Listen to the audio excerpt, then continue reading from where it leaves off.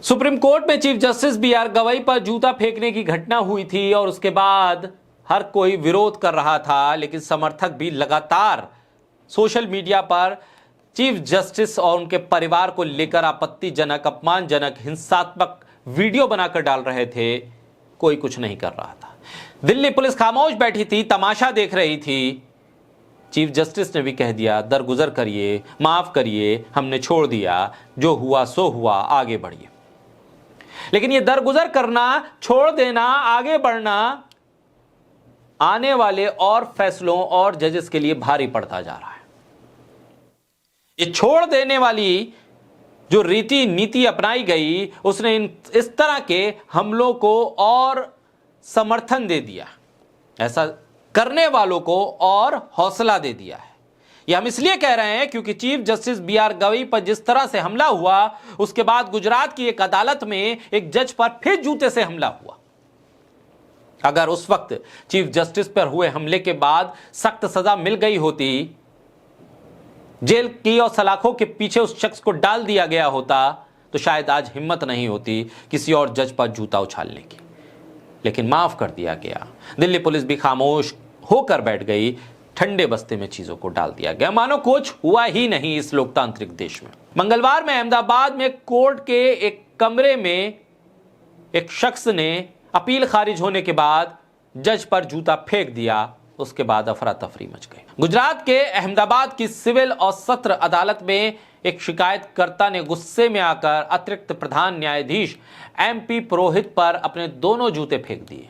मामला 1997 में एक मारपीट से जुड़ा था कि इसमें 4 आरोपियों को बरी किए जाने के बाद यह फैसला सुनकर वो भड़क गया, जूते उतारे और जज साहब पर फेंक दिया। जज साहब ने भी फिर वही संयम बरता। घटना पर कर्मचारियों को कहा इस शख्स पर कोई कार्रवाई ना हो, इसके खिलाफ कोई कार्रवाई ना करने के निर्देश दे दिए।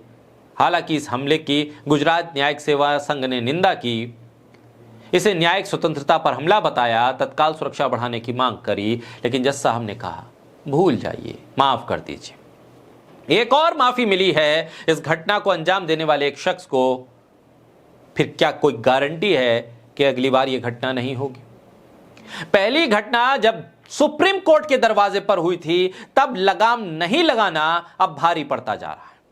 यह घटना अदालत परिसर में दोपहर के आसपास हुई। यह व्यक्ति सत्र अदालत में मौजूद था। 1997 में गोमतीपुर इलाके के क्रिकेट मैच के दौरान हुए झगड़े में उसके पिता पर हमला किया गया।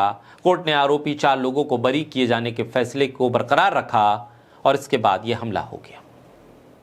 आगे ये पूरा मामला अदालती सफर तो तय करेगा, लेकिन सवाल इस बात का है कि पहली बार जब सुप्रीम कोर्ट के दरवाजे पर जूते चले थे, तब सुरक्षा व्यवस्था को बरकरार रखने वाली एजेंसियां क्या कर रही थी? क्या सीजीआई के इनकार करने के बाद की कार्रवाई ना की जाए, सुमोटो कोई कार्रवाई नहीं की जा सकती? संस्था पर हमला था, उस चेयर पर हमला था, उसके खिलाफ कोई कार्रवाई नहीं की जा सकती थी? और तो और सीजीआई के परिवार को धमकाने वाले, सीजीआई के खिलाफ हिंसात्मक वीडियो बनाने वाले, हिंसा के लिए उकसाने वाले लोग खुलेआम सोशल मीडिया पे अब भी आजाद हैं, सब कुछ लिख रहे हैं, पढ़ रहे हैं, वीडियो बना रहे हैं। उन पर कोई लगाम क्यों नहीं लगाई गई? किसकी नाराजगी हो सकती थी उन पर कार्रवाई करने पर? किसने रोका था? लेकिन नहीं, कुछ नहीं हुआ। नेहा सिंह राठौर ने लिखा कि चीफ जस्टिस बी.आर. गवई पर जूता फेंकने वाले शख्स को सख्त सजा दिलवाते तो ज्यादा बेहतर होता। उदारता को कमजोरी समझने वाले लोग उनके बड़प्पन का गलत मतलब निकाल चुके हैं।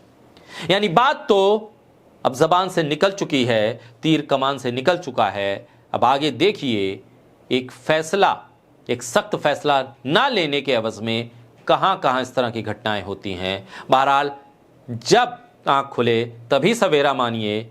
जब लगे कि अब बस स्थिति बिगड़ रही है तो लगाम यहीं लगा दीजिए, क्योंकि आने वाले वक्त में अगर स्थिति ऐसे ही चली तो व्यवस्था कब कहां कैसे बिगड़ जाए किसी को नहीं पता। लिहाजा रोक तो लगनी चाहिए।